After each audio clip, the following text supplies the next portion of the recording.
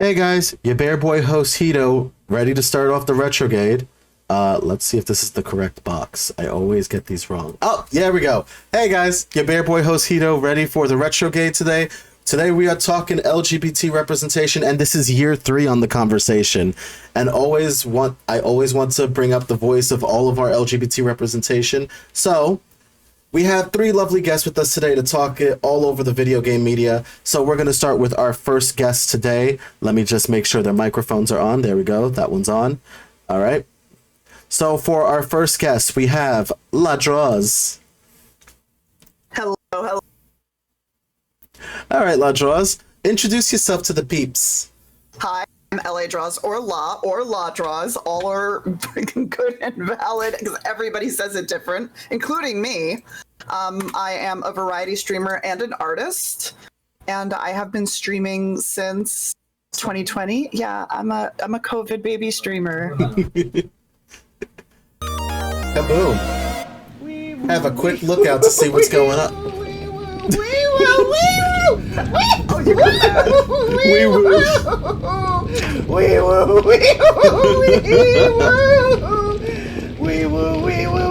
It's a little clip. Listen, that worked. Hey, listen, it works. Okay, you got the danger there. How can we reach you on the content of creation?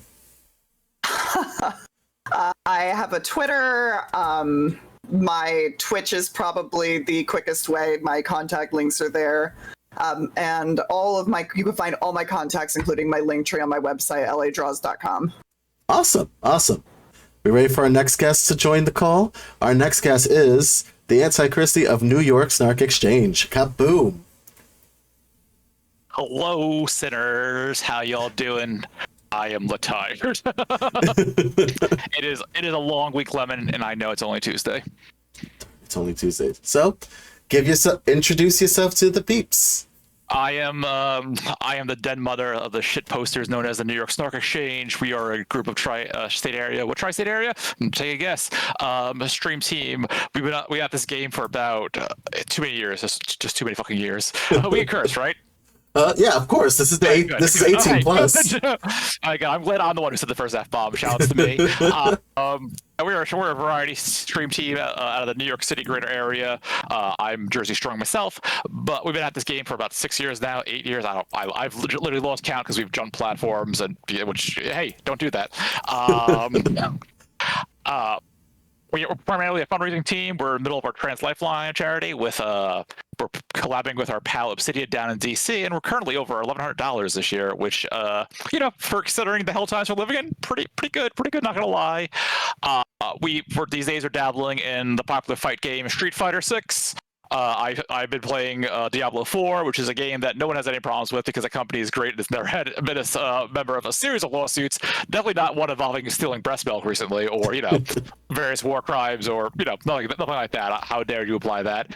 And just nonsense like that. Just beloved AAA franchises that have done any crimes in the last 6 months, let alone the last 5 years. That's fair. Definitely not. Yeah. That's fair. I mean, I'm doing that with Pikmin, and we're committing all the war crimes. We have the manpower to do it, or the Pikmin power to do it. Yes, Nintendo, a company who definitely did not sue the hell out of somebody. Oh God! Their salary is going. I just looked at Boku no Pico.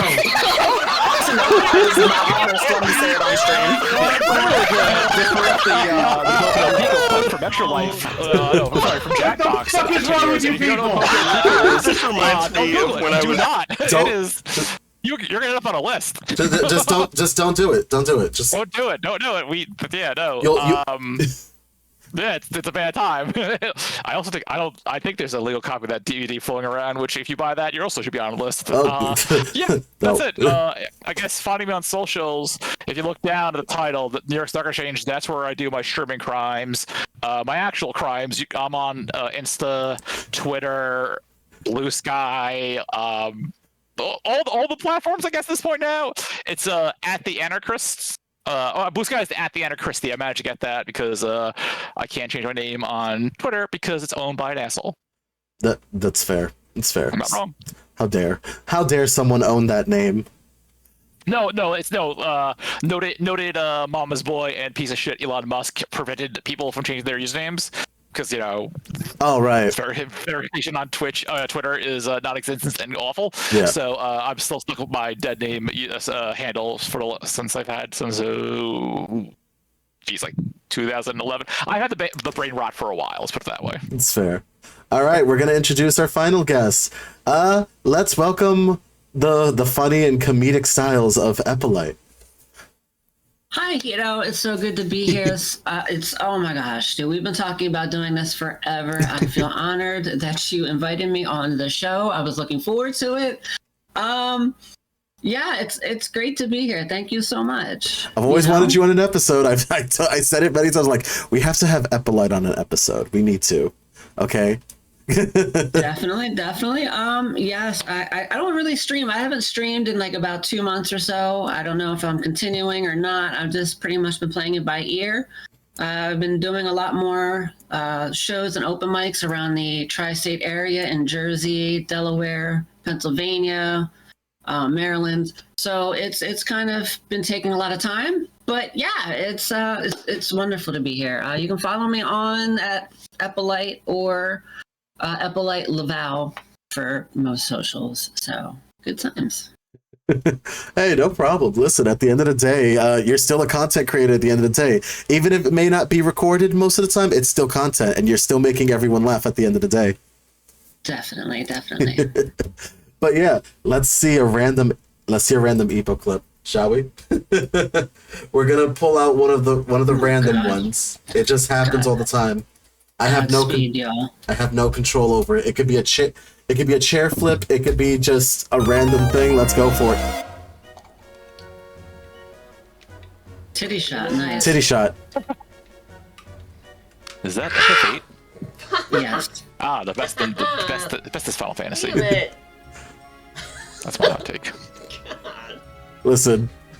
When you do come back to content creation, if or ever, I need to know, because I will be jumping in immediately just to bomb a whole bunch of bombs of bits and subs, just so we could go crazy. Oh no! See, that's the one thing I don't ask for. I don't ask for subs, bits, or anything like that. I just stream mostly for myself. Who said you had to ask? I love the content. Well, thank you. I appreciate you, Hito. All right, guys. I always love you as well. Of course. All right, guys. So, are you guys ready to talk about something gay?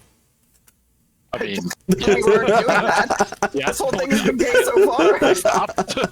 Of course. All right. So, I have a few questions here. We do a whole bunch of little questionnaires and debates today. So, our first question is going to be, what was your first, oh my God, I'm queer moment when you actually played a game? What was that moment that made you realize, okay, I'm queer now. This is it right here.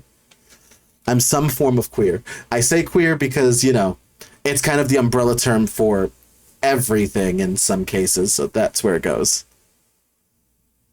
Oh wait, Discord kind of, hold on. All right, say something. Yeah. There we go. It's Final Fantasy 8. I was still IDing as cis at the time, and Final Fantasy 8 was just like, oh, boys can be hot too, and then I was like, oh, girls are obviously attractive. So Final Fantasy 8, that's the one. I love Final Fantasy 8. Like, ironically, my favorite. I know that's like a very unpopular opinion on Final Fantasy fandoms, and all those people are wrong. Thank you. Somebody said it. Listen, I've been having this fight since I'm 17. I'm ready. All right, who's next? On, April, go on. So I guess when Super Mario Brothers Super Show was on, as a kid, I remember being a young person, and I used to always wear my jacket around my around and zip it up as much as I could and pretend it was like a skirt and jump around like I was Princess Peach. Oh. That was probably one of the first couple. Oh, I love Yeah. That is adorable. did you pull off the float though? Not really. I just remember jumping up and down on the sofa a few times and just, it was good times. It's getting dark for me. Definitely. Really the first time I put on my Scout cosplay from Team Fortress 2. And I went, I don't think I'm a girl all the time. I too cosplayed Scout from TF2. Yeah, I was definitely a problem and a menace. That's also when I realized I could be a menace outside of my house. My homie Ray from my channel, and I did Demo Man and Scout for a con one year, and it's arguably my most popular cosplay, even though it's like a bat, a red t-shirt, and a hat. No, it's a very easy one, but it was a very, very validating one for me. I'll definitely do it. I guess my first one, I always had a small little fascination with Bowser. A lot of things happened there. It didn't help that we were at the age of Newgrounds, which who remembers Newgrounds? There was a lot of my boy. still around, still around. Newgrounds. But Newgrounds kind of like opened up the door. Like I had questions, like mind you, I didn't have questions like, I wonder how what Bowser's dick looks like. And then after that, you know, Newgrounds kind of opened the imagination just a little bit. Just like, oh, okay, that will probably hurt. But still, we can take one for the team, maybe. I don't know. I mean, 8 kids, it's fine. It's okay. But Bowser was definitely one of them. It didn't help that, the cartoon made him more of a fetishist in some cases. I'm like, God damn it. I'm like, they kept putting him in the precarious, the fetish scene a little bit. I'm like, God damn it, stop it. Like, looking back at it afterwards, because then I ended up getting the DVD set of the Super Mario Super Show as well. I ended up getting that as a little gift. And I just recall half of the things that the Koopa King did in the cartoon, and now we mixed Newgrounds and the cartoon, and I'm like, why is this show why is Bowser more kinkier than I thought he was? So Bowser was definitely the one. That would definitely tangle a few. All right, so our next question. Who is your favorite video game crush in the LGBT spectrum? Ooh. This is a highly controversial one because it's not officially canon, but it might as well be, and it's Dwight Fairfield from Dead by Daylight. The devs haven't outright said that he's gay, but they have made so many jokes, canonical jokes, that like 2 Christmases ago, there was, every year they do a like greeting card thing where you can make a holiday card, and Dwight, dressed up as a Christmas elf, asked another character, David King, to meet him under the mistletoe at the Killer Shack. And David King is a canonically gay character, and they even make jokes about him coming out of the lockers. Like, this man is gay, and he is my crush, and he will become my male wife. I love that. So the answer, you have to say the character has to be queer, right? Yep, under the queer umbrella. Okay, cool. Because like the non-queer answer is something else. No, it's Vi from League of Legends / Arcade. That girl is so gay and powerful it turned me trans. Like that, but that's not a bit. Like I watched Arcade, and I was like, man, I want to be Vi. Oh, now I get it. That's my trans origin story. Vi from Arcade. No, she's a Nike fucking punchy lady. That's like all the boxes right down there. Vi rules, and that's the answer. I have no idea. I mean, I'm not really like gay, so that's true. That's fair. I would have to go with your best answer then. I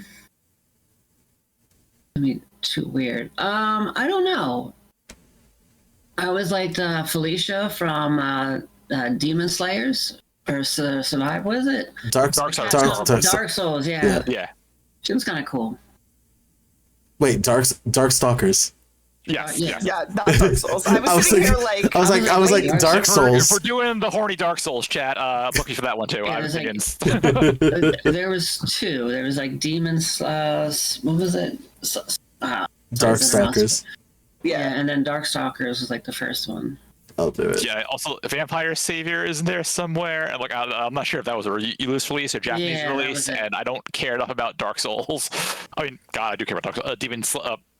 Wow, words are hard today. Darkstalkers to differentiate them. I was always more of a Street Fighter type of kid. That's fair. Still am.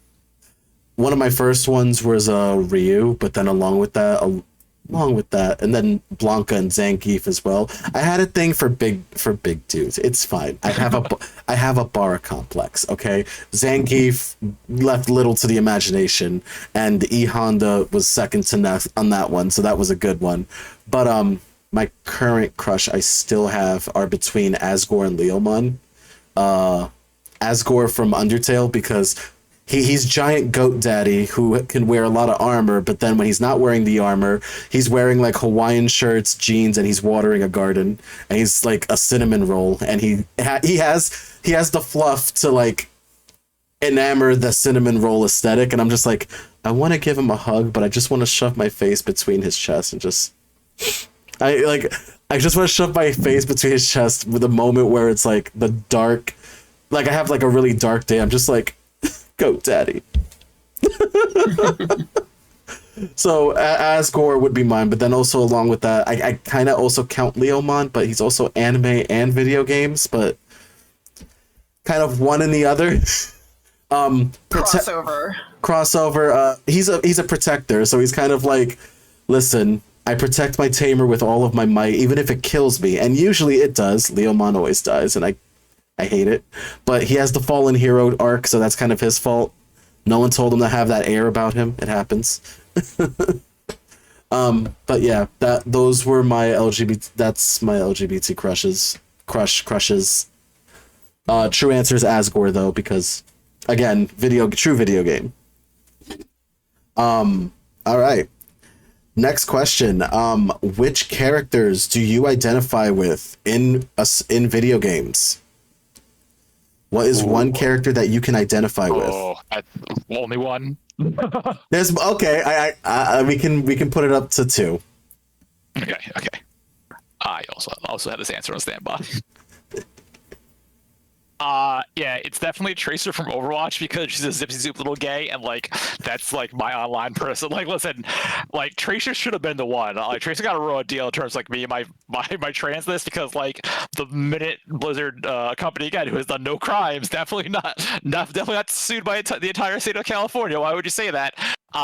Like show that first like video, and like she's zipping around just being like a cartoon character. I was like, oh, I love her. I don't know who she is, but I love her. But the first character I crossplayed, I was like, I'm just gonna trust with Tracer now. Like, she's the best character in this game, even though I am complete dog shit at her. Yeah, so easy answer. First answer is Tracer, and then staying with the problematic company Blizzard, Jaina Proudmoore from World of Warcraft has me feeling away, because she's one of the few female characters who could be old, attractive, and also just be like the definition of trauma. Like, life keeps on shitting on this woman, and I was like, oh, that's a whole ass mood. So yeah, either way, it's gonna be a fucking Blizzard character. We were talking about Final Fantasy VII. I feel like I'm generally of two minds. There's like a serious sense to me, and then there's also a comedic sense to me. But when we were talking about Final Fantasy VIII, it came out right when I was in the middle of transitioning in high school, and I really latched on to the character of the teacher. I never know how to spell, like, say her Quistis? name. Yes, Quistis. Quistis, the best character in that game. And so, well, I hated her combat. Like, I'd never been a fan of blue mages, but at the same time, like, I kind of modeled my look after her, even like down to a lot of dress. It was, generally a very serious and general person. So that would have to be a definite influence on my own self back in the day. So, yeah. Can we just like say all of my answers are Dwight Fairfield, because they probably will be. But if that can't be the answer, I started playing a new game recently called Bug Snacks, and I latched on, like, personally to a character who surprised me. There's a lot of LGBT rep in this game, named Snorpy Fizzlebean. It's so stupid. I'm sorry. Can you repeat that? The name? Snorpy Fizzlebean. Let's see if you do it. Snorpy Fizzlebean. He is kind of a shut-in. He's a nerd. He's more scientific than me, and I don't really care about that. But he kind of has his person who he's really into, and he doesn't want to go outside, and he just wants to be with his books, and that's kind of very me. He's just meaner than me. Is it Snorpy Fizzlebean? I just found our friend. Yeah, Snorpy Fizzlebean. I posted the spelling in the chat. He's from Bug Snacks, SNAX. All right, so this is what we're looking at. Yeah, I love Snorpy. Shut up. Oh, that is a Muppet. That is a Muppet-ass character. This game is like blowing my mind. It is Snorpington is his full name, by the way. Go into this game with an open mind. I highly recommend it. There is a lot more LGBTQ rep in this game than I expected. 100%. I want to play it. I've heard so many good things about this game. I'm not even finished with it yet. I have at least one more stream, maybe two of it, and it's been just so good. I most likely will end up trying this game after I commit war crimes with Pikmin. It's fine. Yeah, definitely recommending playing Bug Snacks after war crimes. Which in a way. Same energy. Let's see. So one character I actually identify with when it comes to going under the LGBT umbrella for characters. One of my inspirations, ironically enough, is a Blizzard game. Soldier 76 was one of my favorites. Dad. Because the thing is, like, it treats being queer, being gay as a normality. It's not like overly crazy. It's just treating it like the everyday, and that's something that I wish there were times that we could just treat like being queer as the everyday. However, the problem is we do have to celebrate, we do have to fight because we're under a really dark time, which fucking sucks. And that's why we have to do it. It's the same reason why we do like Black Lives Matter.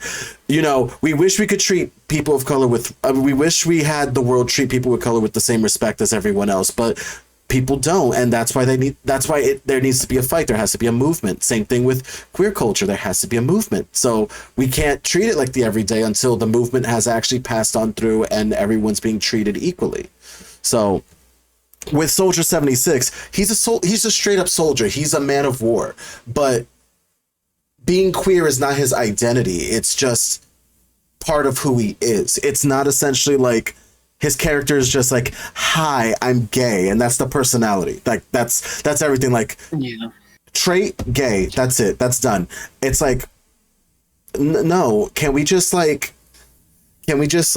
agree that's a trait, but that's not his whole thing. That's not his whole personality. That's not his whole thing. And that's the thing that kind of goes to my next question, where I'm going to talk about this, and this is going to be one of the debate questions. Do you think that when they introduce a queer character in a video game that they just make personality equals gay and that's it? Yes. That really depends, because like look at Celeste, which is by far the best trans rep in the game across the board. And like that game rules because, you know, it's good, it's cute, you know, like it's extremely well made, and the trans stuff is just kind of like it's there, but it's not in your face. But like it also like you really can't make a generalization like that, because like I know like the cool meme is like, oh, new Overwatch character, Blizzard's getting sued, which it's I get it, it's a funny meme, yeah. But like that's not how that works. Like that's not how game dev works. Like yeah. It takes them 9 months to a year and to work on that shit, and like not to name drop, but I'm pals with a few people who work at Blizzard, especially on that team, and like the amount of work they have to do to put a character out there, it doesn't feel like, oh, we got to make a gay character, but like they do have to do this shit right, because, you know, especially Blizzard of all companies, because the minute they fuck up, they're gonna get dragged. But you look at something like Catalyst from Apex Legends, who dropped this year, which is probably the biggest AAA trans character we've gotten ever at this point now. Like, I'm not sure what the Dead by DVD scene is like in terms of trans rap, and I know League is at best. Yeah. But EA promoted the shit out of Atlas. They weren't like check out our cool trans character, but like they let you know that they were trans. So I don't like to say, oh no, that's the first and foremost trait is gay. I think a lot of companies now are getting better at doing it. It's needed, but like I don't want to make excuses for billionaires, but like it's a hard act to balance. Yeah. I think one of the biggest ones that actually and this is a game that recently just came out, technically Persona 5. I'm going into Atlas on this one. Atlas has been a big one that goes into that. Oh, we're gonna make us, even if it's a side character, that their personality is gay and that's it. Atlas. To be honest, sorry to cut you off. Atlas fucking sucks. Like, yeah, exactly. Like it's not a good company for doing that kind of shit. Exactly, like Persona and Catherine. Although I love Catherine as a game, like I like its playstyle of puzzle and rushing upwards and racing. There are many characterizations that I don't agree with. Example being Persona 5, there's just a queer couple going through the red light district. They see Ryuji and they're like, oh, we wanna get to know you a little bit better. We want to put you in drag. And then they just kind of took him against his will. And it was just like, wow, okay, that's not really good representation, because now you just kind of made it sound like they're going after children in the red light. You know what I mean? Like, it sounds really, it's a really bad representation. Atlas famously bad at this. I know Persona 3 was actually really good at it, which breaks my heart because like Persona 4 was awful at it. Catherine is fucking transphobic as shit. Even with the full body release was not exactly. much better. They really did Erica wrong. I was like, are you kidding me? And then P5, a game that I kind of like, but like also think it's kind of trash with some queer rep. I know the Western version is like censored for the homophobia, but it's still homophobic as shit. Yeah. So like I just kind of like don't give Atlas games day one. It's I wait to $20 to use the GameStop if I'm gonna play it because I don't want to support that shit. All right. What else do you what do you think about characters that are just like, what are your opinions on characters that are just like their personality is only gay, but it's not three-dimensional, it's only just that 2D nonsense? Which I'm gonna go to Ladros for that one. I honestly don't see enough LGBTQ rep in the games that I do play to even comment much on it. The most of the games that I consume that have, and again I say most of the games that I consume that have LGBTQ rep are like Disney, where it's the side character who's like, oh, by the way, I'm gay at the end right before the credits roll. And it's like, oh, okay, congratulations. That's great representation, I guess. I feel seen. Thanks. It was not enough to like get a grasp of the character in a 3D light. It was just like, oh, footnote, and then that was it. I mean, if you've ever seen Paranorman, a really, really fun claymation film from, gosh, a decade ago, if even that long. I'm gonna look it up and Jill Agent 1 sec. I got you on that. I know what you're talking about. I don't remember when it came out. Oh my god, it was so good. But like, there was this side character, total buff jock, who at the very end of the movie just casually says, "Oh, I'm going out on a date with my boyfriend." You mean? Yep. There we go. Found. Yep, there he is. Yeah, it is. 10 years old, by the way. It is. Oh, I was spot on. I love this for me. It's a great movie if you haven't seen it. Totally recommend it. But he just casually says, "Oh, I'm going out on a date with my boyfriend" at the very end of the film, like 5 or 10 minutes before it ends, and like. They're like, oh, it's our first gay character in an animated film ever. And I'm like, yes, but like, this is not representation. So this is what I think of when I think of two-dimensional representation. Mm-hmm. I think we're very far beyond the, oh my God, representation. Yeah. I don't see that anymore. The yassified characters. If I see a yassified character, it's because we're yassifying them on purpose. Like, we're beyond that being our idea of what a gay person is. It's now on purpose because it's funny. Right. All right. Same question to you, Eppolite. What do you think of 2D, 2D, two-dimensional queer characters? Fucks with that a lot more than I do over-the-top representation. I can't stand over-the-top representation. I think it's...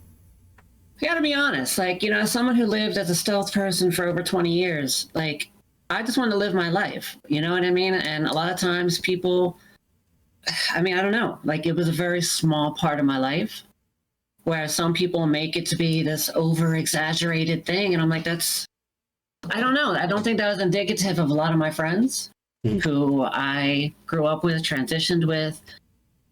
It is pretty wild. I mean, it is good to have representation because other people can know about themselves better, can see that and go, you know what? Because when I came out, that's what I saw. Ironically enough, on Jerry Springer, before it went trash TV, you know, I saw another teenager going through and I'm like, oh my God, my 15-year-old self faked getting sick from school to go, oh my God. And I learned I was not alone. So yes, that's very important.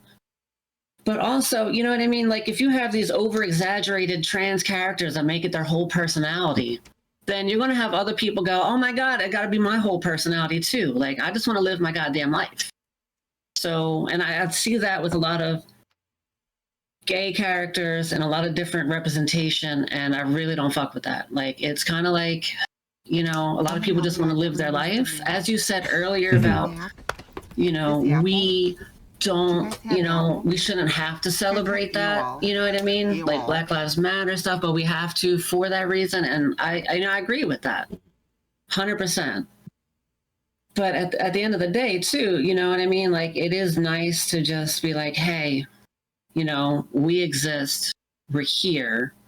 I just want to get on with my life. Me as a person has very little to do with being trans outside of one, when I talk about it on stage, and two, if I feel like fucking shagging somebody.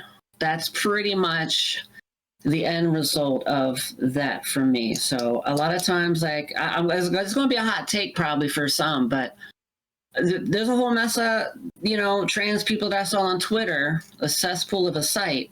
But they were like, oh, the new Spider-Man character's got to be trans because this, and this. I was like, well, if it's not canon, then I'm not going to make a non-trans person out of this character. I'm just, you know what I mean? Until Marvel, whoever comes out, Sony, whoever the hell came out with that says, hey, this person is trans, and then I'm going to consider them cis. Or you know what?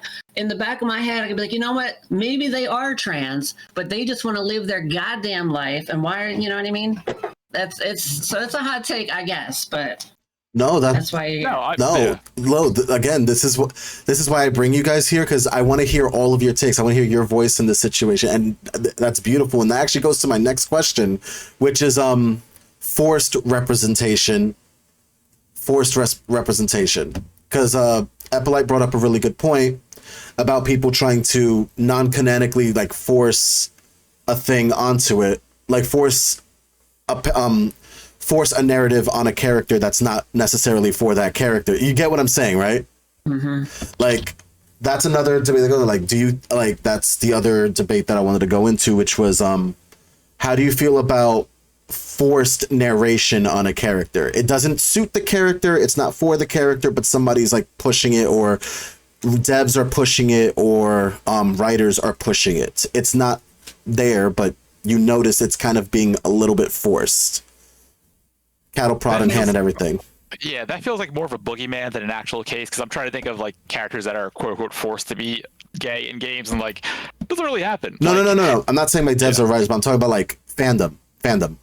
Oh, I don't give a shit. Straight up, like if people want to take comfort in characters that they want to be gay, that's good. You know, like that's how I figured out some shit out. Like, it's no one's fucking business. What, like, you know, they're going to the Spider-Gwen debate. Like, no, that character is probably like at the end of the day, someone's gonna be like, oh no, she's 100% cis. Because, you know, she's a character who was made by two cis males. But if a trans person who's struggling to get out of their day thinks Gwen is gay to get through their life, let them, you know, fucking, there's this weird, like, policing of, like, what is it and what isn't canon gay or whatever, and it's stupid, it's a waste of time. Just, like, if you know, fucking, you don't know what's going on in anyone's day-to-day. Like, we all live in a hell world. When I wanted to start transitioning, it took me 9 months to find a doctor, just because between insurance stuff, that's what happened, insurance stuff, trying to, you know, get it signed off. So, like, and I had to like cling to like, you know, my go-tos, your Harley Quinns and whatnot, to like, you know, just to keep me in a good mood. So like if some kid just like, or you know, some random on Twitter wants to say that character's use that character as trans to help them, you know, deal with their own queerness, let them, you know, like It's not like the shitty Voltron stuff and the shitty. I mean, there's always gonna be assholes. That's the whole thing. Like you look at the Steven Universe stuff, you look at the Voltron stuff. Even the Undertale fandom was a little weird for a while. There's always gonna be assholes in the fandom. I mean, but also look at sports fans. Like no Steven Universe fan says burn down a city during an episode airing. Look at fucking religion. Like no show has declared an actual holy war. So as long as they're not hurting anybody. I mean, Homestuck got close. Steven Universe got close too. There was literally an artist that almost unalived herself because the fandom was getting toxic, and I think that's what I mean by fandom toxicity. At least I'm talking more on the fact of like, I know fandoms are free to like think what they want to think. That's fine. Whatever gets to get, whatever helps them get to the day to day. But we don't want it to get to the point where it's like of a toxic form of like situation where it actually hurts somebody. Like example, the Steven Universe artist that almost unalived herself because the fandom was going against her, are going, oh, you drew her kind of like this, oh, she's skinny, oh, she's this, how dare you. And literally the network themselves, Cartoon Network, and the creators had to literally step up and say, what the hell is wrong with you guys? I mean, so the thing with that though is like, why was the platform allowing that? That was on Tumblr, and like that was on the like, of course, that person wasn't shitty because of the universe. Those people were shitty because of like they were given a platform. Like Tumblr, like okay, Twitter's a cesspool. Don't get me wrong. I 100% agree that Twitter has its share of problems. I mean, Facebook's the reason why we had 4 years at Trump. Tumblr was an asylum. It was run by the inmates because it was just like, all these little, hormonal monsters police themselves, and like the Steven Universe, it could have been the Steven Universe, it could have been any other fandom. Yep. Again, I don't blame that on the product. I believe that on, a bunch of hormonal kids not being policed, allowed to interact with adults like that, and it leading to like some bad stuff. So again, I don't blame that on the show. I blame that. Of course. Because you could swap that out. I don't know. Like it'd be one thing if like if a fandom forced the character to be gay on a show because like due to demand, which I don't think has ever happened. Right, because like there's been shitty. I know like the Voltron ending was shitty because one of the characters was gay, but like it was literally just like last 5 seconds of an episode. It's like, oh, by the way, but they were gay, but like I don't know if that was. It's always hard to tell because you don't know if it's like the network saying poo-pooing stuff like Korra, where like they apparently wanted her to be queer since day one, but like the production of Korra was a mess start to finish, so like they had to settle for like 5 seconds at the end of the first episode, and then a bunch of comics came out that made her gay. But like it's one of those things where you're gonna get 20 sides to any story. I don't think forced diversity is a real issue. It's a boogeyman made up by a bunch of fucking neckbeards on Reddit to like be like, oh, we can't be too gay because then they're not gonna be straight people. Wish hand drug. That's my air jack off motion. Yeah. All right. So La, what is your take on? I'm gonna put this in quotation marks, but forced representation on certain characters in games / media. More or less going to say the same thing. Like at the end of the day, it's fiction, and fiction isn't real. And let people have their Barbie dolls and smash them together like scissors. It's fine. Like who cares? This is the second time I heard about Barbie doll scissoring today, and it's very funny. But go on. I mean, I could have said Ken dolls and let them scissor too, because they got nothing down there. The streamer I was watching said a reason why she wanted the Barbies to scissor, which is. But anyway, go on. It's just fiction. It's not important. It's important to you, like the consumer, because of whatever reason. And that's great. But out in the world, it's not important. Nobody else should care about you enjoying the thing that is harmless that you consume. And if somebody else cares, you should probably kick them in their Barbie scissor. Their Barbie scissor. It's not important, and like we need to focus on things that are actually important and let go and stop policing each other's likes and wants and just the little things that bring us joy in this cesspool hellhole we live in. We're in a doomed timeline, people. Just let people live. Don't shame somebody, because if somebody enjoys it, don't shame them for it. It's not hurting anybody. It's really not. I'm not going out and like drop kicking toddlers off the George Washington Bridge. It's not. That being said, if you want to do that, get out your girl. I had we can talk about that off stream. Imagery happened, and I'm just like, Terrible. Okay. That was terrible brain for me for a second. You ever just hear somebody say something, the most ridiculous thing ever, and it's just like it just pops up in your head, and you're like, Yeah, it was a combination of Anchorman and a conversation about kick the baby, Dead by Daylight reference. Oh, hey. So Yeah, drop kicking the dog off the bridge and then kicking Victor in Dead by Daylight. So all right, I have another question for you. This is a bit of a doozy one, but this is one that goes in. Regarding media, which character do you feel, not as an inspiration, but felt like some sort of a teacher to help you understand your queerness?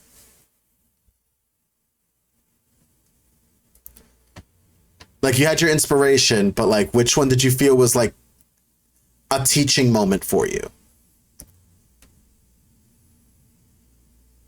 gosh, there are just so many throughout my lifetime that's a really hard question to answer. Like, if we're talking media in general, I could go back and say, you know, Sir Integra Wingate's Helsing from the Helsing manga series or Helsing OVA. They're almost identical. Because you said media, not video games. She was like a huge eye-opener for me as what gender could be represented for women. And as an AFAB person, it was such an important moment for me.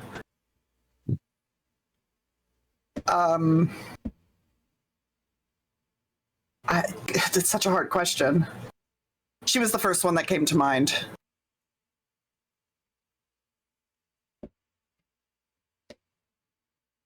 That sounds good. If you two are still thinking, I have an answer for this. Yeah, go if you want me to go to big one was Andrea from Final Fantasy VII. The one quote that still sticks to my mind to this day is that beauty does not have a gender.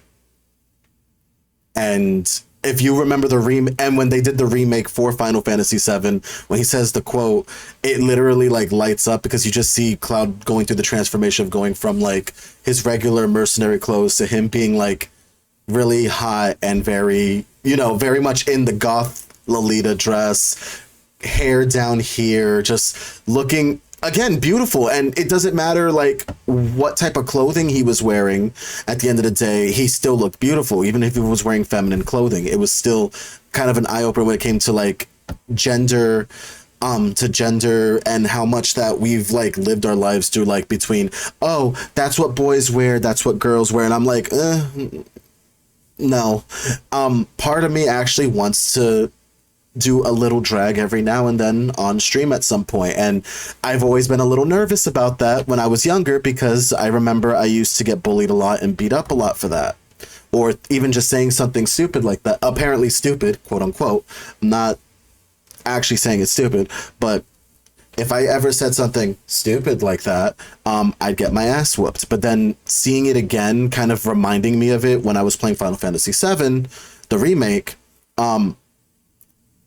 it was a beautiful thing. Yes, was Cloud yassified in that one moment? Absolutely, but it was still it was a moment of like, it was being celebrated. It was being like, it was being celebrated. It was a show. It was great. It was fantastic, and not one person ever really just like came at Cloud. They actually found Cloud very beautiful in the getup as well. Hell, I found it very funny. That the person that was trying to go after Cloud in his outfit was actually still open to the idea of doing something with Cloud. So I was a little bit like, I love this. This again, it was a beautiful thing. And Square Enix definitely was an eye opener on that one, and I appreciate that. That was kind of a teacher for me a little bit on like gender conforming clothing and how it really is not a gendered situation. You can wear whatever the fuck you want and you can enjoy it. So that was like a big teacher for me, at least. Andrea in Final Fantasy VII. That'd be my closest, but I do remember at the end, once you go back on end of disc 2 or 3, they weren't so open to Cloud because he couldn't get back into the honeybee after they found out what he did. There was also a trans person in Final Fantasy VIII when you go to the first where you're supposed to duet. If you go to the bar and talk to the girl at the bar and you do different dialogue choices, eventually she will say something along the lines that she's trans, but most people don't know that one. But again, I was really full swing in transition when that game came out, and I remember that. But anyway, yeah, I don't really have much for this, to be honest. That's fine. Yeah, like honestly, like as far as like the whole trans scenario, most of my inspiration came from like friends and people I knew in real life, not really social media. Just like seeing like people do. I mean, like I made the Vi joke earlier. But that was more like the final push. I guess it's like being a queer person and learning to not give a shit. That's more of a Harley Quinn lesson. I'm not sure who's seen like that current Harley Quinn series. It's on was it Max now, HBO Max? But that show gay as hell, and just like Harley Quinn being allowed to be a shitty person, but also like a focus now is cool in a way that like you don't get. Like most queer TV is either trauma dumping or like a special like I couldn't think of a good queer show at this point. Now I think Harley Quinn is the good one. Honestly, I was like, that show's gay as hell. It's kind of like funny. A lot of over dramatizing the trauma a lot instead of yeah, because like Ellen was the first one, and then that got canceled because it was gay. And then like I'm just trying to like Queer Eye is like more of a reality show. RuPaul's more of a reality show. And like there's queer rep shows like Twin Peaks, still the king of trans rep in media. Even though it was was being everybody to the punch, and David Duchovny killed it, even though he's this dude. Yeah, I thought it was probably the Harley Quinn show, to be honest. And most of the representation when I was coming out was not good at all. It seemed to be we were mostly the butt end of most jokes. So it's very interesting, So for me, a lot of the older media is definitely, was a lot shittier. But I mean, I really didn't give a shit. I still don't mind a lot of people, but get up in arms at a lot of them. But I mean, gave me thick skin. Media back in the day gave me a lot thicker skin. I'll say that. Most definitely. All right. Now we're going to go into a few of our character arcs that I'm going to bring up a few characters on screen as well, and we're going to basically show them off, give them a little showcase here. Some of the ones that I've actually been compiling a list of some of the characters / media we've brought up during this whole time. So I've been compiling that list, and now we get to see a little bit of their representation on YouTube. We get to see a little clip show of some of our characters. You know what I mean? So the first one I want to do is the one that La brought up, which was Dwight from Dead by Daylight. So we're going to do a little bit of that for there. I can't speak words. My male wife. Your male wife. All right. The life of Dwight of a Dwight Main. Oh. Thank you. That was strange. I keep getting kick notifications for some reason. Like, no. But here's the Dwight Fairfield's cutscene.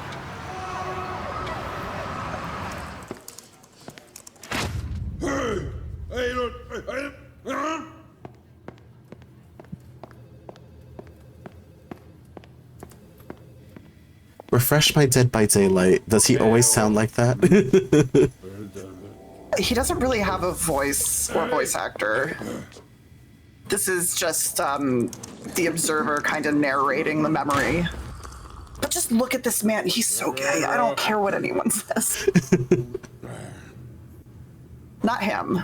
The one in the hat.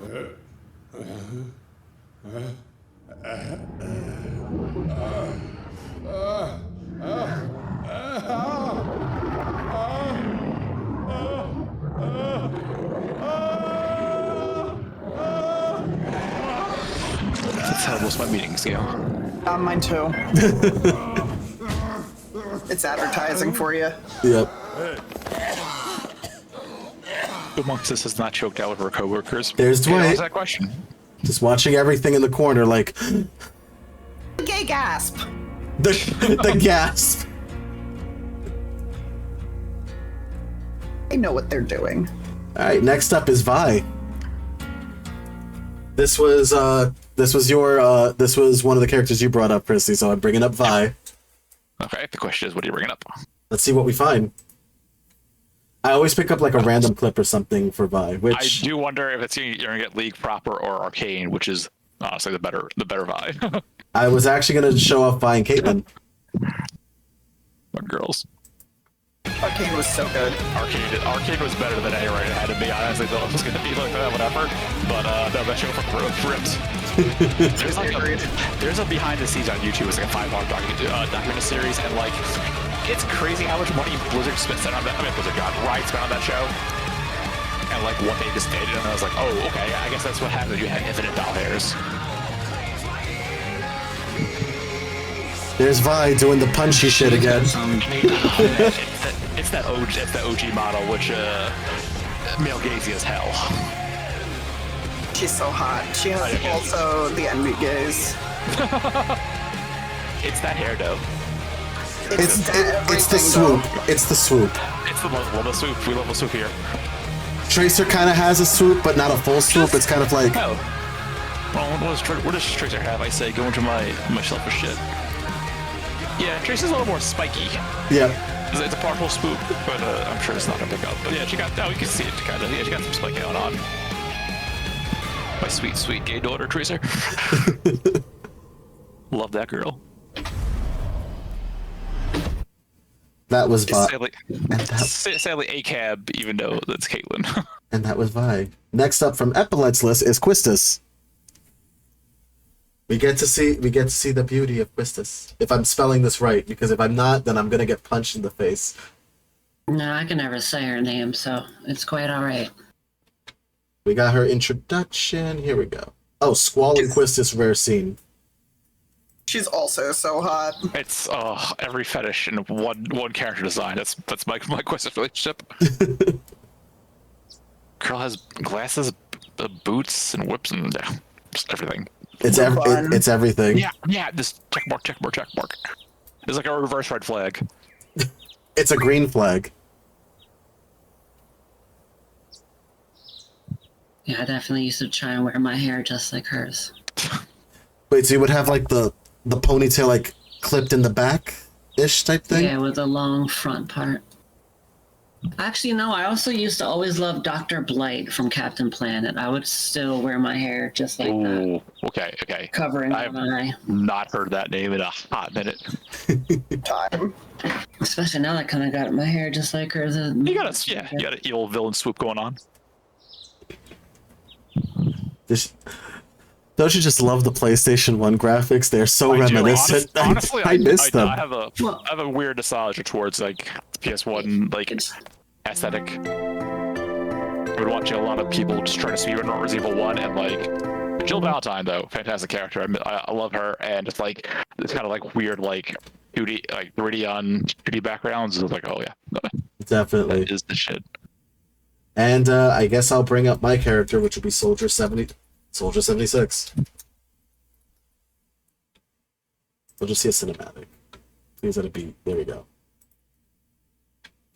Sorry, I'm leaning back, everybody. My cat is heavy. It's fine. It's cat content. That's what we're here for. Yep. He's also gay. He just doesn't know it. People used to call me a hero. Gay runs in the family. I led Overwatch for 20 years. We ended the Omnic crisis and paved the way to a better future. Those were the good old days. They didn't last. I'm glad that they highlight all the Bad spectrum of guys sexualities in that popped up all over the video, world. because like you have the gays, Lots and of then folks said we Torborn, the only failed straight to character in keep the world Overwatch. safe. Protests broke out. They said that we were the problem, and people called for my head. They almost got their wish. It was a conspiracy. That's definitely one Overwatch hunky got gentleman. hit from inside Right? and out. Our enemies You should see him in blew his up our beachwear. headquarters, and me with Overwatch has beachwear. Oh, One of the yeah, costume summer- choices. it. Yeah. Thought I died. Yeah, so there's a whole summer events thing. Overwatch skins, of pretty me good, did. except for their cops. But the war. We're gonna have to goes trade on. beachwear content. DBD has beachwear. Now, I'm Yeah, I think moving Overwatch. No, secret, League kicked it off. Like, striking League is the through first to do like shadows, beach skins hunting all those or that some brought fun skins. Overwatch What down. I'm trying to think. I had the 76 one. That's like a Hawaiian Call shirt me a with vigilante if you want. With swimming trunks and flip flops. yeah, Truth is, Just yeah. now he does look like Beach Daddy. I mean, it is summer. It's time. Yeah, it is time. It is time. Okay. It is time. But yeah, that was some of the content that I would show. There will be obviously more later on. But yeah, that was a startup on everything. Now we can talk about all the other fun stuff that I got going for this. This is going to go into other characters and other games. So this is going to go into strictly games now that have really good queer representation. So which game in general, like game in general, doesn't matter, like, you know, like which words. I can't words today, guys. I'm sorry. Which game do you think has really well... I'm going to do a one game with really well-versed queer content and one game with very horrible representation content. I'm going to ask each of you that question. So, give me one game that has really good queer representation and one game that doesn't have really good queer representation. I got Apex is my legend. Apex Legends is my answer because like you got straights, you got your gays, you got your non-binaries, you got trans. Like that's like all the boxes. Also, I think like the ratio of straight cis males in that game, which is catered by EA, is super low. In terms of bad rep, I'd say Final Fantasy across the board. Mm. Like you think about it, like how many queer playable characters are in Final Fantasy in general? Not like headshipy, but it's like actual. Hmm. There's quite a few. Yeah. Like who? Well, you said playable though. Yeah, exactly. Okay, yeah, you got a point. Yeah, there's none. Like the best is like Fang and Vanille in 13. But that can be argued subtext. Yep. But like there's not like especially like you have something like BioWare who you could play your shepherds or hawks or was there a third Inquisition title or no? I forget. They have like fun little titles that like you could play them straight, you could play them bi, you could play them gay as hell. Which is cool. Final Fantasy has kind of like not done that, and it feels like it's very very much like a Square Enix problem at this point now. Mhm.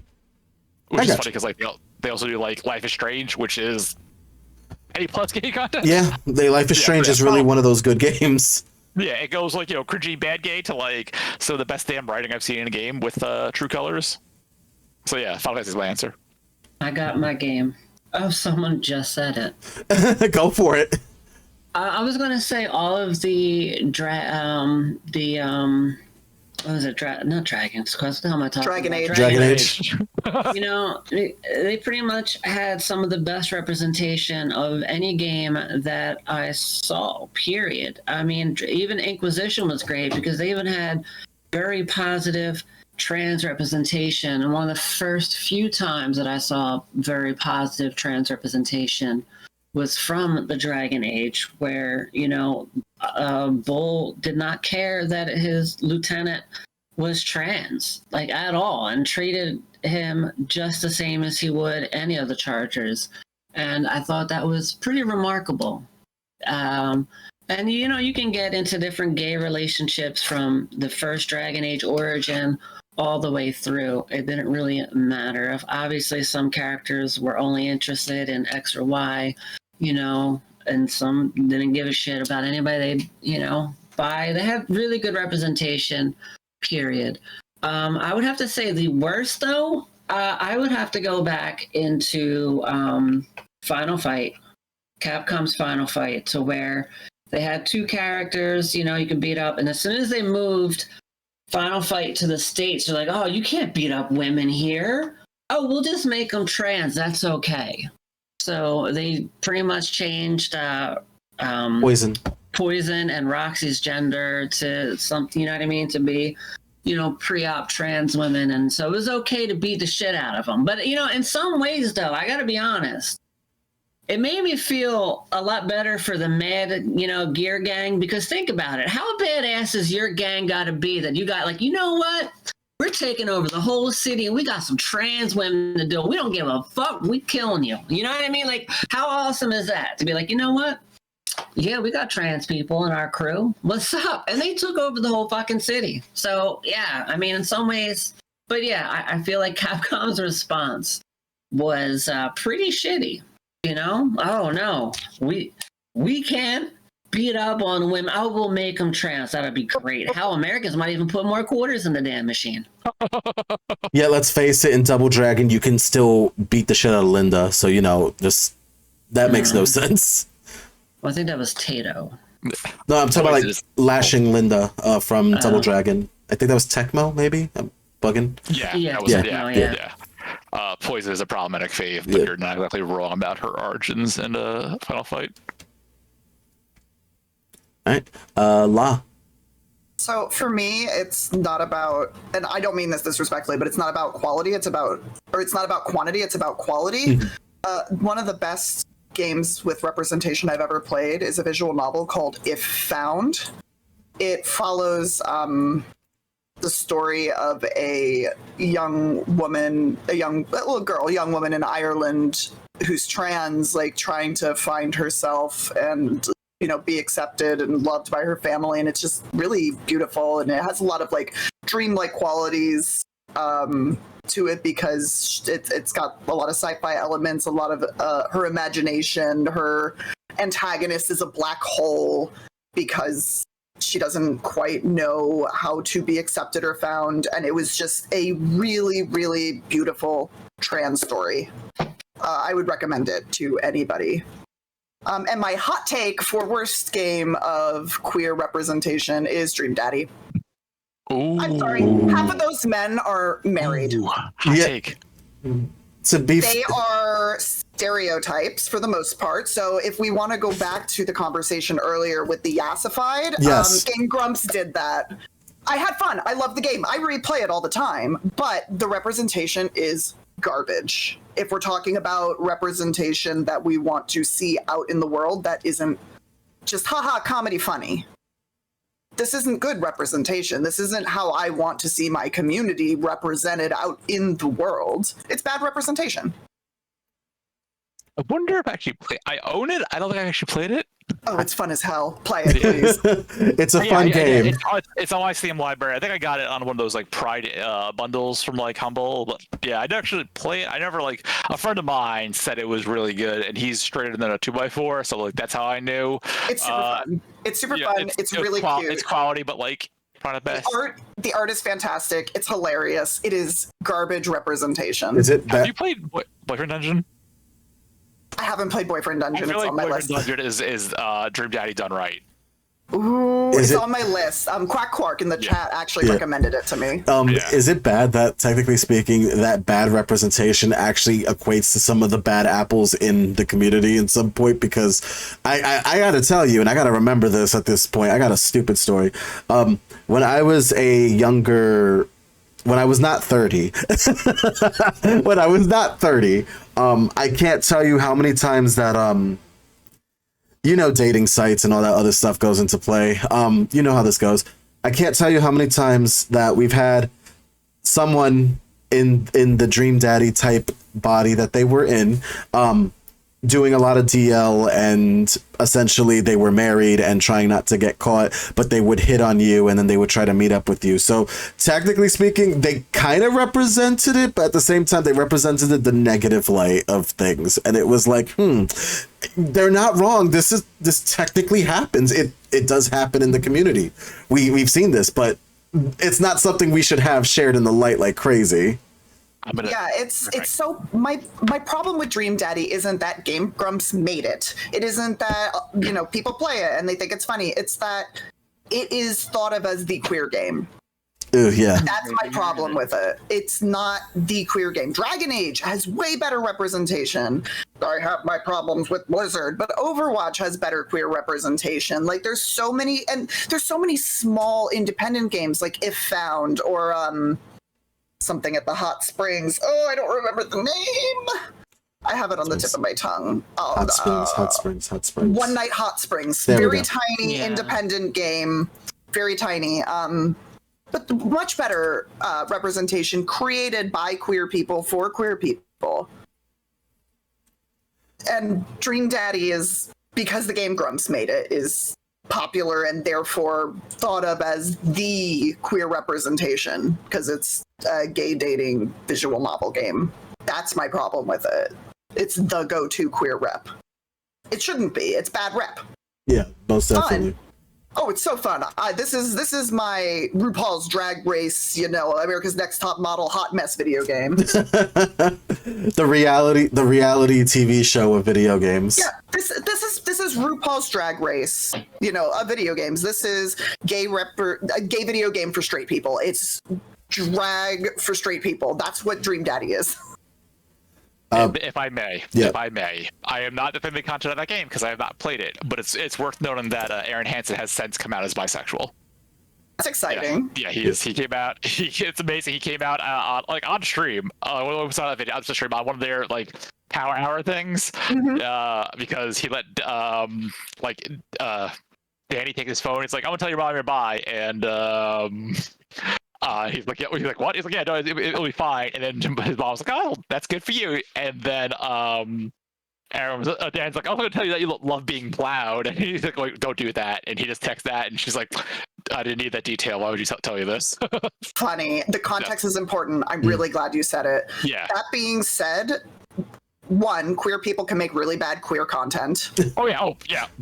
Which I feel like goes without saying, but I'm saying it for the sake of the podcast anyway. And two, Dream Daddy being, gay games for straight people. I just also said RuPaul is drag for straight people and RuPaul's gay. It's like the same equivalent. It's the easy access made for catered to, the audience, the bigger audience. Yeah, I wasn't trying to the majority game.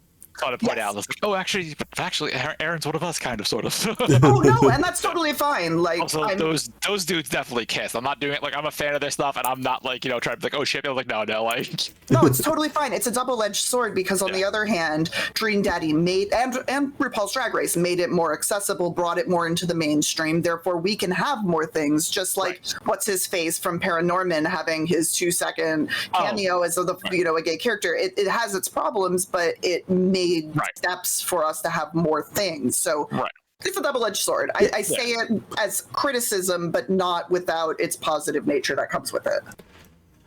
All right. I actually have my good game and my bad game right now. So I'm going to start with the bad one because, always start with the bad news first and then always get the good one. It's like, okay. But the good news is you get a lollipop. Okay, awesome. Great. No. So my bad game is the Fire Emblem series. So Nintendo gave us Fire Emblem, and when they started adding the whole, okay, we're going to add visual novel content to this. You get to date who you want to date. But remember, they have to be the opposite sex. And it's most of the time forced. On occasion, and I can't stress enough, on occasion, they'll give us a bisexual character. But at the same time, what if I don't like that the whole point is the fact is, what if I don't like that character? It's kind of like, this is why I find it to be bad representation. It's kind of like your straight friend seeing two gay people going, oh, he's gay and he's gay. You should totally, that's not how that works, though. So that's... I love Fire Emblem Awakening. Matt Mercer and I have talked essentially in that game. Yeah. Matt Mercer being the voice of Chrome, he's I've known him for a while though. He's a cool dude. But Awakening is eugenics simulator because it's all about getting straight people to breed future babies, and it's a weird vibe. It is, but that's where it feels like, okay, so what you're saying is I can't go out with the person I actually enjoy because they're not this cool, but also the fact that I'm now forced to date this one person who I really don't have any type of like drive to want to do anything with. So can I just not? So it made like, so two example characters. In Conquest, you can date Niles. Niles wasn't really it for me. I didn't like Niles. Sorry. Can I interest in Leo? No? Okay, cool. That's fine. But then again, this goes into double-edged sword. This goes into double-edged swords again, because this also goes into the fact that not everyone's queer and you don't have to date everybody, which is also kind of there as well. But at the same time, it feels like Nintendo's also slightly avoiding it. So what I would think, if anything, that would actually help out with anything is put in more of the characters that you feel are going into that. Give us at least a little bit more characters that fit into that box, so that way we can actually enjoy it and it doesn't feel like we're being pushed to just date this one person out of the nowhere. Because again, queer people exist. They are everywhere. They exist in mystical. It's not a vast majority over others. We have a good amount of people in this world where there's probably at least, I don't know, 3 or 4 out of 10 people in this room are queer. At the very least. And so feeling forced to like date one person, and the whole thing's like, well, I gotta date the only bisexual person in the room. I gotta date the only queer person in the room. I gotta date the only trans person in the room. Like it's not there. You know what I mean? So that's why I kind of have an issue with Fire Emblem when it comes to doing any type of queer representation. You already heard the shit show I spoke about Atlas, so I had to bring up another game in that one. But onto the good representation, Hades has really good queer representation in the game. And honestly, it should, because again, Greek mythology. Okay, Zagreus, Achilles, Patroclus, and Chaos.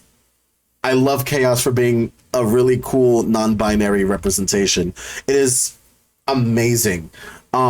Zagreus, I love the fact that he has a few romance options with Thanatos and Megara. Oh, you could do a full-on threesome. I know. That's like my partner platinum in that game. I've seen it all.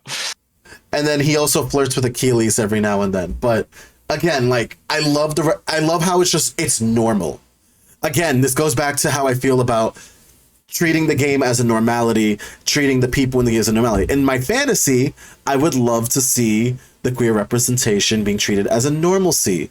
In reality, we still have to fight for. Again, this goes back to my previous statement. Like in reality, it's such a shame that we have to fight so much to be just treated normal. But in the fantasy, we have that normalcy, we have that normality, we have it being plain default. Everything is fine, everything is chill.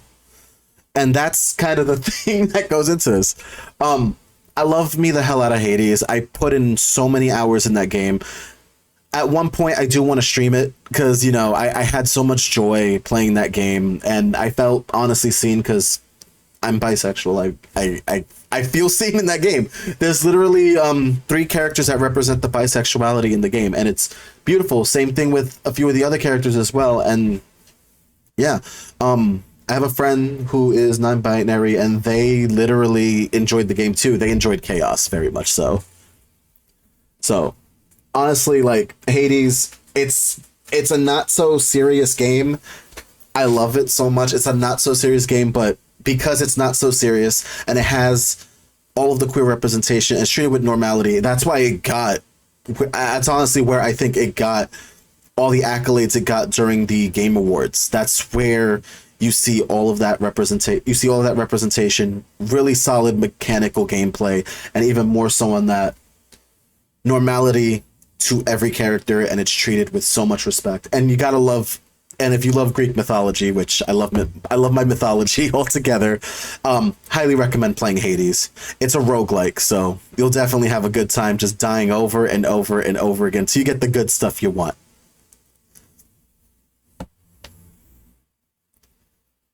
No, but seriously, play Hades.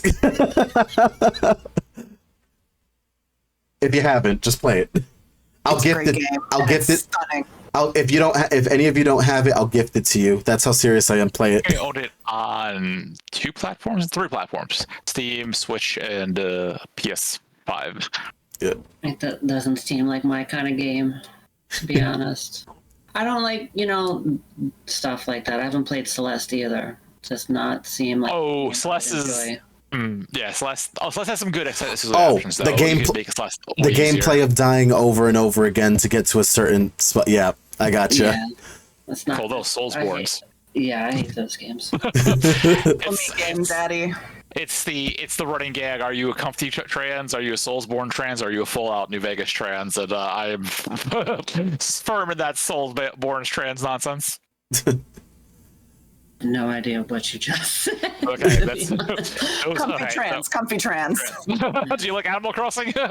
Not really. Oh, okay. Oh no. Ooh. We're going. Okay, Speak arcade cabinet. Speak arcade cabinet. Just there you go. Yes. oh my God. I don't think there's any good weapon arcades. Not really. I'm trying to think of like the newish arcade game I played that may have been like Killer Queen. I'm like, Check it out. oh, you got any Marvel? Was Marvel? Marvel, yeah, they're in the back. Or Street Fighter. Oh my god. Oh, I gotta follow you on Twitter. I'll be your friend now. Couple. But Oh, I it's want a to. mess right now. I have to fan Working myself. on The Aladdin's dream. Castle, but The dream is A, acquire house. B, acquire corgi. C, acquire arcade cabinet. there you go. Oh, I'll crash there. Cool. See if we. Oh God. Yeah. We talked about this. Eppo, if you ever let anyone stay over, you got to charge them admission. That's a whole arcade. I don't pay $20 for the day. Just park me up and give me some Mountain Dew, and I'll stay out of your way. Just don't put the quarters in the machines. She don't care. I fucking love arcades. You don't understand. Like growing up, my family didn't have too much money, so I just like often go to the arcade to hang out, but like play it like maybe once every so often. So like once I got my own income, there was a bar. It's a bar. There's still a bar in Jersey City. Shout out to Lucky Sevens.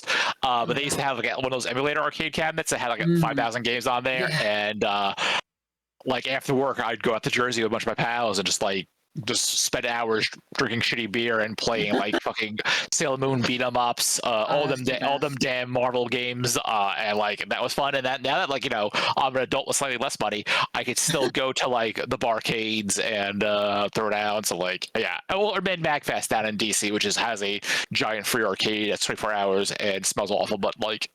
Sometimes you want to play DDR at 2 a.m. when you're drunk off ass. Who's to say? I don't know. Is it me? You don't have any pictures. You can't prove that. The giant emulator.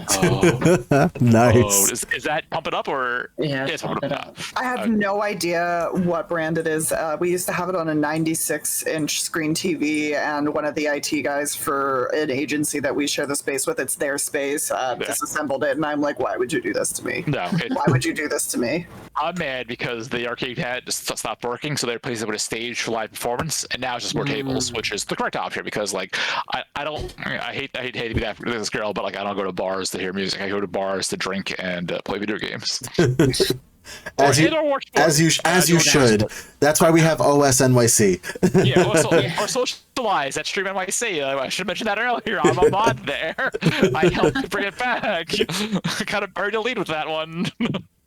Which We both forgot. Which, by the way, I met both. I met both the Antichristi and Ladraws in a streamers OS NYC. It's a Twitch event that happens at the OS NYC.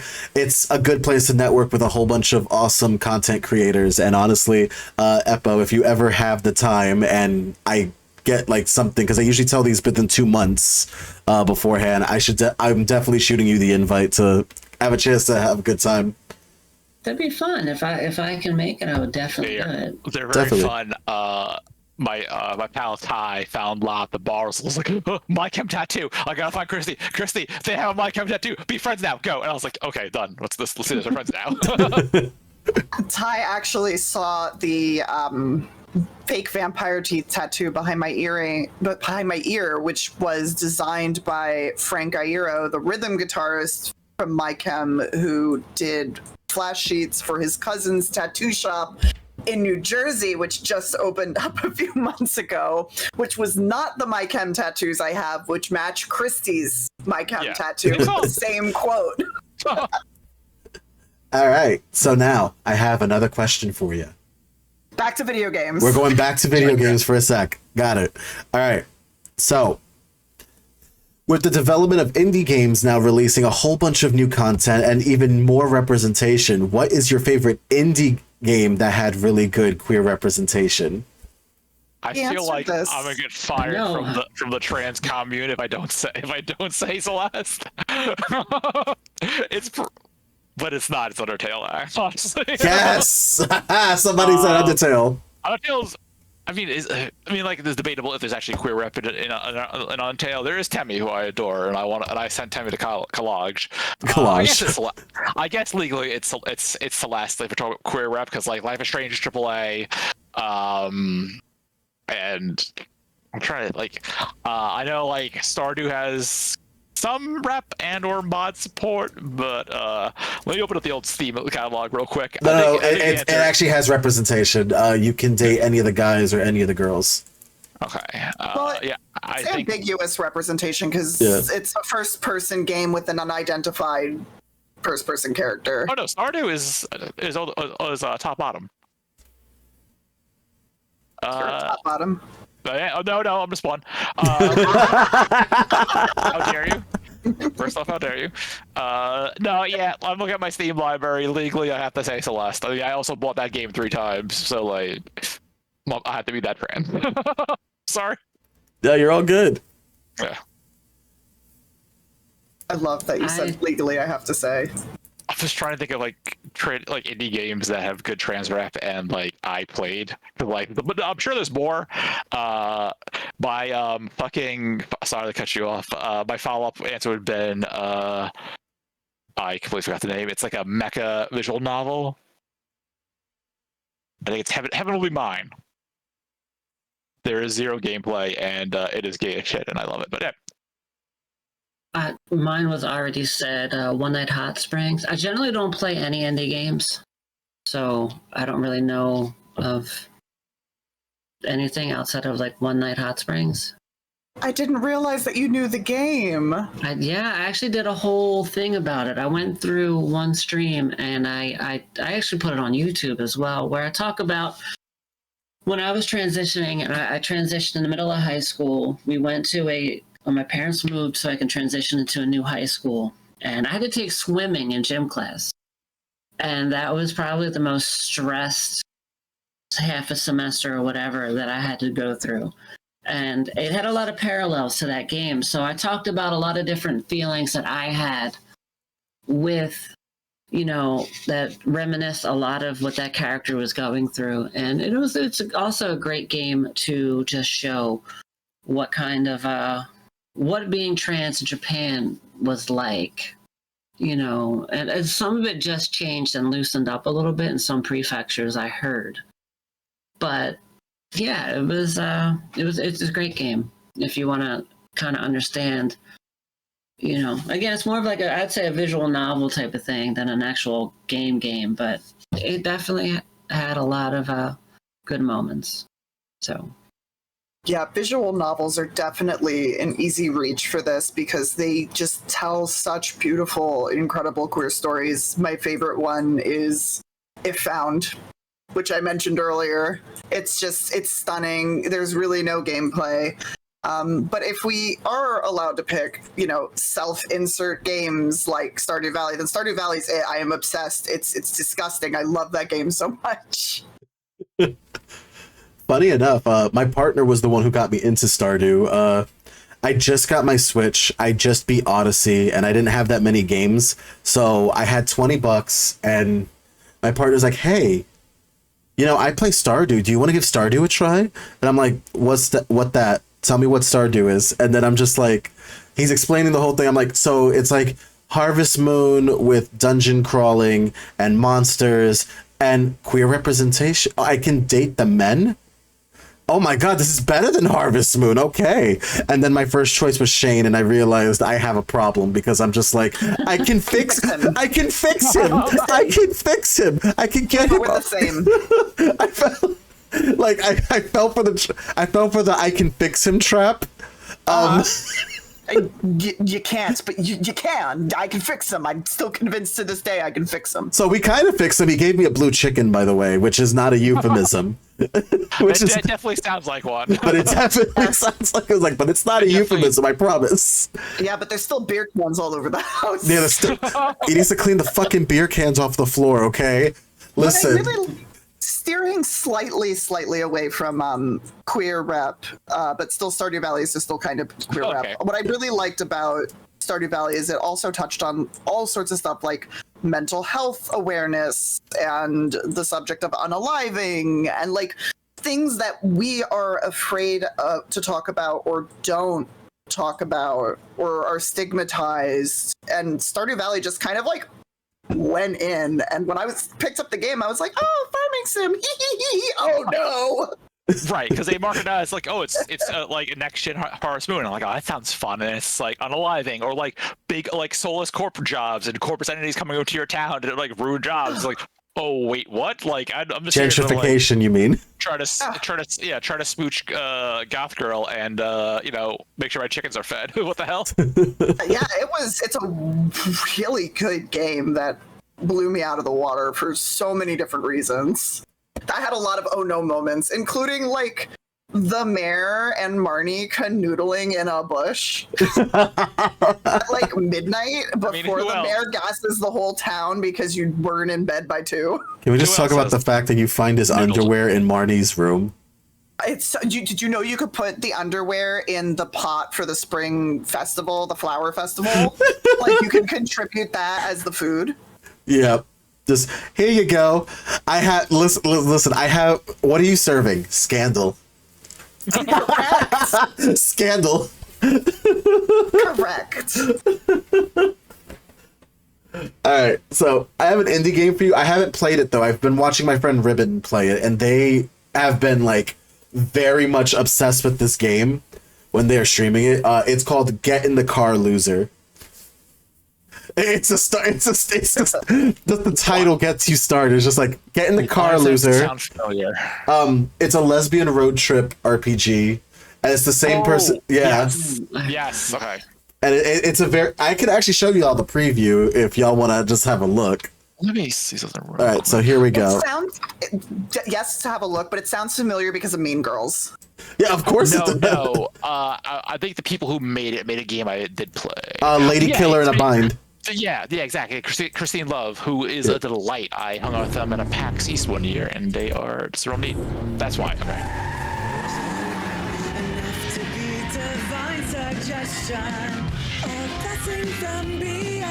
I should play this because, yes.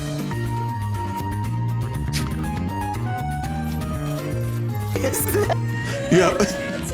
See, I like it when it's old girls. It's a Mean Girls reference. When it's old guys, it's Final Fantasy 15. Yep. No. I like those car boys. I'm pro car boys. That game is mid as shit, but like the boys are fun.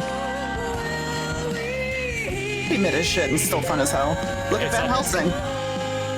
That's different though. Like I feel like a shitty movie is fine because it's like an hour and a half at most. Fair. Final Fantasy games are never an hour and a half at most. Right. Also, like a third of that game was DLC that got canceled. Oh no. Yeah. So like or a CGI movie starring Aaron Paul, which the CGI Final Fantasy movie track record is. That game looks amazing, Hito. And it's only $10, so y'all could go crazy for it. Or you Similar to Stardew Valley, I'm screaming. It's retro and gay. Just you gotta say that it sounds like because of Mean Girl. I mean, it does because it's like Get in the Car, Loser. We're going shopping, and then just go off to the place. Remember, we wear pink on Wednesdays. And go fight a dinosaur on the beach. Yep. I mean, true. Speaking of which, if we did this podcast on Wednesday, I would be wearing pink technically because we wear pink on Wednesdays. Yeah. But yeah, like this was a game that I was watching my friend Ribbon play, and oh my god, they've just been making jokes the whole time, like jokes like, yeah, don't worry, we're just going to the mall, getting our nails done, killing a dinosaur on the beach, stopping my ex-boyfriend from doing stupid shit. Like, yeah, stuff like that. I'm just like, yep, this sounds like a good time. This sounds like a road trip that we need to see. Just girl things. Just girl things. Just highlight it in just pink and glitter. Just I girl really things. go to the mall. I live in Jersey. Not the mall. I have that Shrek Mall near me, and let me tell you, I'm gonna drag a bunch of you to the Shrek Mall one day, and you're gonna see some shit. But yeah, this was one of the games that literally like lit me up when it came to indie games. And honestly, I love the fact that indie games are normalizing queer representation a lot more. So now we're seeing a lot more of a normal sensation going on. We're seeing past recollections, as Epilite brought up. The spa game. God, can't remember the name. What was the spa game's name again? The One Night Hot Spring. One Night Hot Spring. There we go. We got things like One Night Hot Spring that goes into history, which is great because people get to learn the history of things. My very important saying in life is, if we don't learn history, we're just doomed to repeat it over and over again. And honestly, I hate the fact that our world has been just repeating history time and time again. It's just like, have you not learned? No. Listen, there's a Stupid, Your Honor. not a single population that thinks the Holocaust didn't happen. So like, we don't learn shit. We're getting rid of books now, apparently. Some states are. Not Chicago. Shout out to Illinois, who banned book bans. Yeah, that's pretty cool. Yep. Shout out to Illinois. Yeah, which is great. But Damn. all in all together, like, I'm happy that we're getting like actual representation from indie games at most, because you know what, the indie creators are a little bit more, they're more younger, they're more in touch with society nowadays. It's not like, I hate to say it like this, it makes me sound like such a dick, but I have to say, it's like, we're not getting the old people making games anymore and thinking that it's still that era. Because sometimes I feel like the older generation nowadays are just out of touch with everything. They do not understand, nor do they want to understand. And that is the problem. Jacked. That's partially true, and I do agree, because that is the reality with it, the reality of our life right now. Yep. But I feel like if history was different, the older generation may not be the way it is for queer representation. And the reason why I say that is the AIDS epidemic. Because of the AIDS epidemic, we lost most people in the boomer generation who would be that representation and who would be making those games. We don't have it. It's mostly straight people for that reason. It's mostly cis people for that reason. So yes, but I feel like that's a really important thing to bring up, because we don't talk about that other piece ever. Yeah. Definitely. I mean, also, like, you look at shit like the Wet Jeff Summer Clearance event and Video Game Awards, and, like, there wasn't a single female presentation or femme-identifying person on that stage. Yep. I think tech in general is just kind of a shit show for if you're not, a certain way, cis male. So, like, Yeah. even, like, and then, like, there's been how many indie devs rocked by Scandal? Blizzard, Blizzard. Blizzard. No, indie, I'm talking about indie devs. Oh, like, indie devs have been, like, there was a big, there was a big scandal for a Night in the Woods director, Alec Horowitz. Cisco Elysium, a bunch of shit. Who was the one who, what was the name of the, Scott Foley for FNAF? Oh yeah, Scott Colburn, I think. Yeah, Scott Colburn. Yeah, that dude's a fucking MAGA chode. I've heard about that one. Yeah, now it's relevant because that trailer dropped that movie today, Yep. and yeah, it's like the indie spaces are slightly better, but they're not free of the same bullshit game dev is, because it's just also because you get fired from your big cushy job at EA, you just go make some indie games and suddenly people forgive you. Looking like Skullgirls with the whole Mike Z situation. Yep. All right, so that was a few of the things that I wanted to go over at least a little bit. But however, there is one more question. So we've talked about a lot of representation in games, but I just want to state what is a game that you enjoyed that is queer coded, not necessarily representation, but it's queer coded. Team Fortress 2. Yeah, Street Fighter. Street Fighter 6, queer code as hell. I'm not. What's up? Hot take, Dream Daddy. Listen, I'm seeing the Grumps live in October. I'll let Aaron Game Grump know your hot takes, and when he cries on me, I'll just be like, "Oh no, this is weird." Oh my god, when he cries on you, just hold him and be like, it's okay, and then thank me later. Yeah, thank me later. Thank me later. Also, record his reaction just so La has like a personal video. I'm gonna frame it in a digital frame and put it on my wall and be like, I did this. I have nothing against the Game Grumps. I don't know why I'm being aggressive about It's this. funny as fuck. They make great content that I really enjoy. You aggressively like them. I aggressively like them. It's like don't bully me, I'll come, or like I'll bully you and I come. So like a variation of that in that fucking jack bullying narrative. Yeah, let me bully you. Eppo, what about you? I'm looking up what queer coding means. I'm sorry. So I can actually explain that one. So it's a game that's not necessarily like LGBT representation, but it's showing off a little bit of it. Like it's kind of there, but it's not. You know, it's not. They're not actually in that, but it's okay. It's kind of like two straight men making a pass at each other, but they're not really making a pass at each other. American football. Sounds like everyday life. I mean, like, I work as a bartender and server, so it's kind of like, I feel like that's more indicative of, everyday life, and I can definitely fuck with that, you know. So, seems like more my style of game than the overt ones. I mean, the last conversation, I had no idea what half y'all were talking about. I've never heard on any of these games. So like, Don't worry, you follow me on Twitter now. You'll learn one way or another. I'm like, so to me, it was like half of this just trying to think, what is this game? This game? Okay. So I don't know. Like it definitely seems to be something more that I'd be interested in, to be honest. No problem. I guess one of my queer-coded games, I'm stuck between Earthbound and Chrono Trigger. There's a reason why. Chrono Trigger, like I said before, it's queer-coded. It's not the first thing you think of like with LGBT representation, but there is one character in that game that is gender non-conforming. And their name should sound familiar because it sounds like an insect that you would find on a dog. Talking about Flea, guys. Oh, I'm like, Flea. Tick? That's a whole comic. I was like, yes, Papa Roach, my favorite Chrono Trigger character. So, I have to talk about this, but one set of characters that I found very much a thing in Earthbound, which there is one queer character. Like I said before, Earthbound's not the first thing you think of immediately as, oh, this is a queer representing game, but it has at least some form of queer content in it. So the big one for me would be Tony in Earthbound, which Tony has been said to hit on his friend a lot.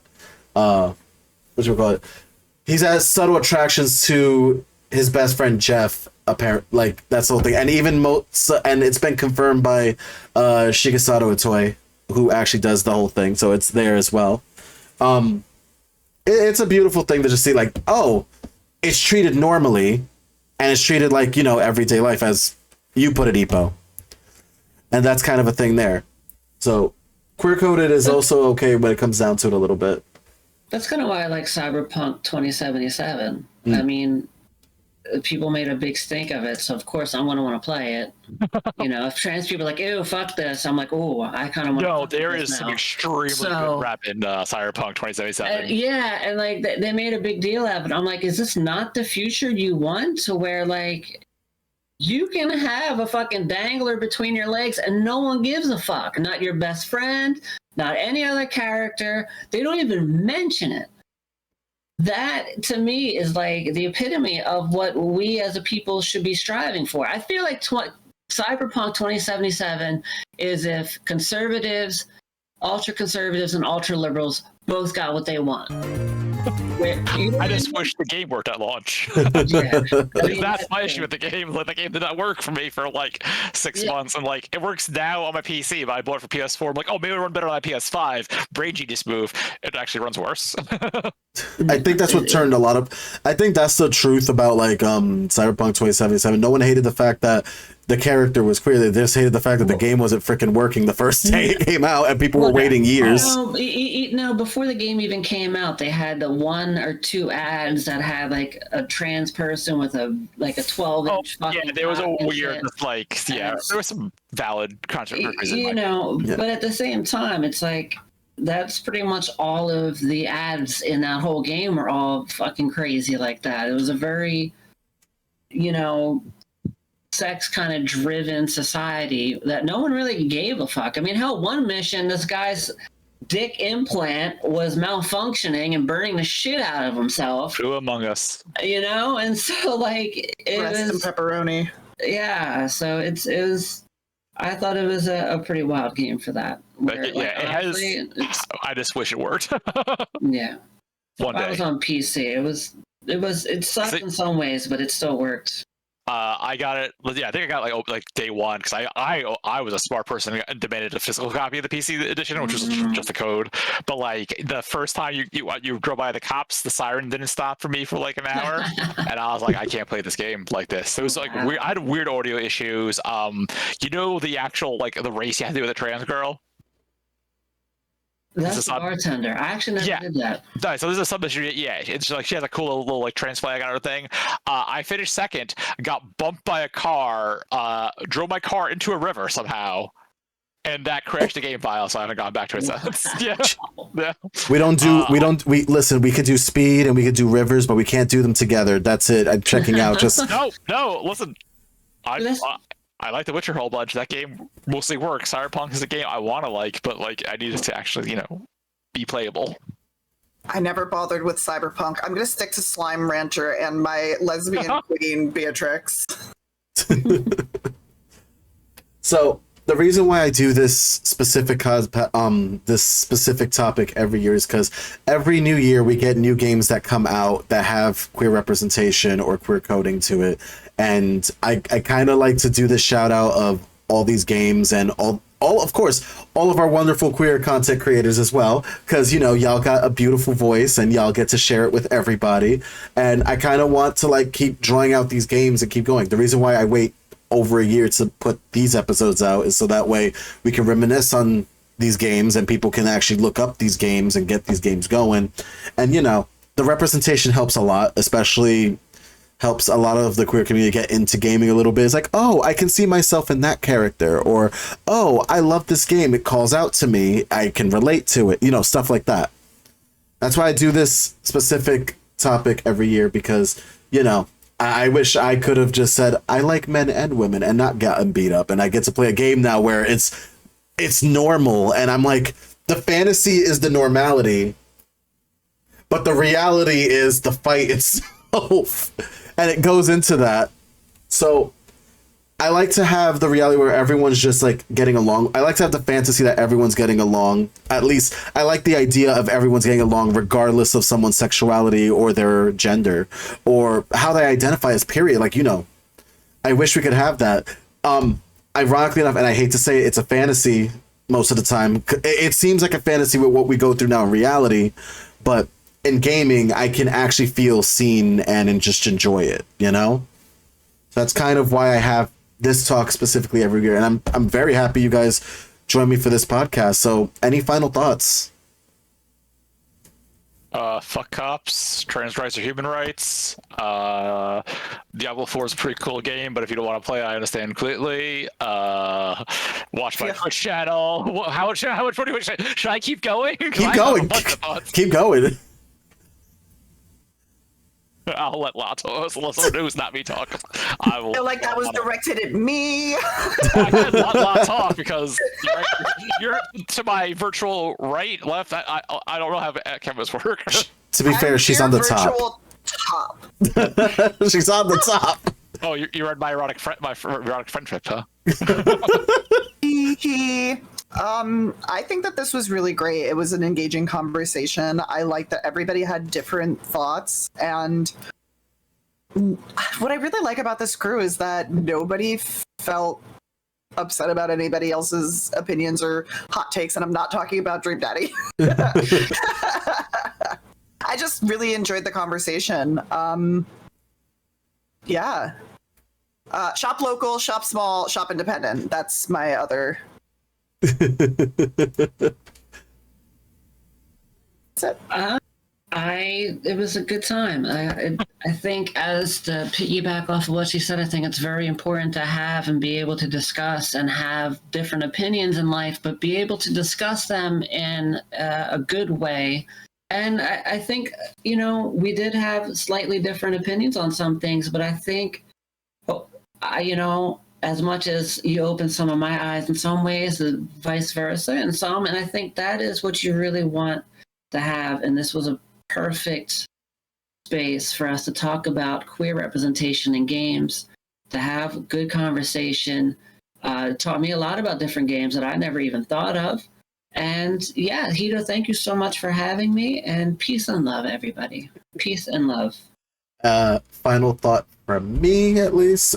So final thought is, I'm happy to keep doing this every year. Hopefully this will not be the last season of the Retrogade. I hope to continue this next year at some point. May take a break, who knows. Don't at me. I probably will need a break every now and then from the podcast. I would hope that would happen. But I would hope to continue this again and have a year 4, have more queer representation, sharing their voices, and also donate to your local charities if you can. Okay. Trevor Project, TWOCC, the Trans Women of Color Collective, can help out a lot. You can help out. Go for it. Parody? Keep plug. So I'm going to drop a link in chat in a second. That's what I'm going to do, because I'm together. It's cool. I raise money for Trans Lifeline twice a year because they don't call the cops on you like the Trevor Project does if you're not feeling so good.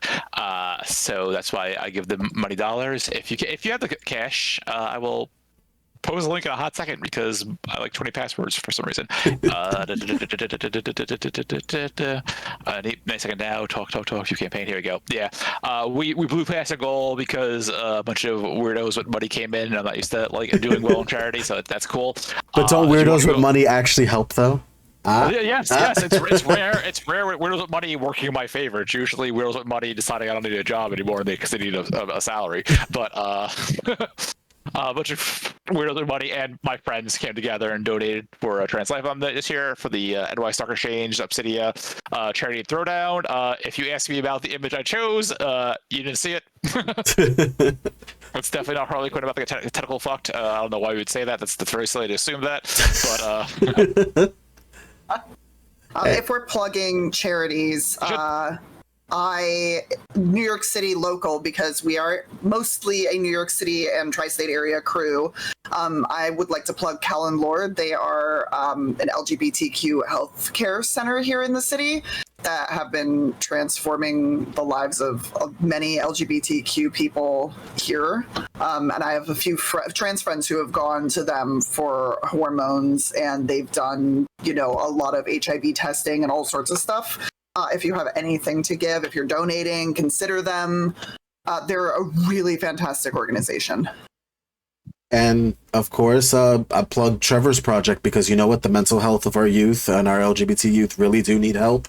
They need a guide. They need a way to get through. They need a way to understand the feelings that they're feeling.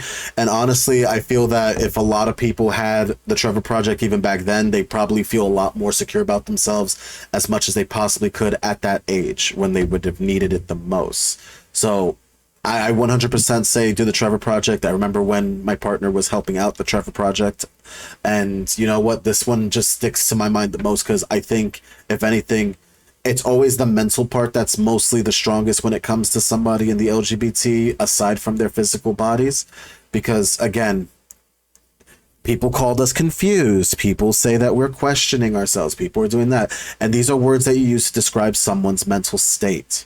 Let that be known that you are not confused. You just need to learn what these feelings are And 100% I back up the Trevor Project when it comes to that mental health and that assurance that your questions will be answered not only fully, but respectfully and safely. So, Definitely. with that being said, wait, do you have a plug, Epo? Do you have a certain charity that can help out?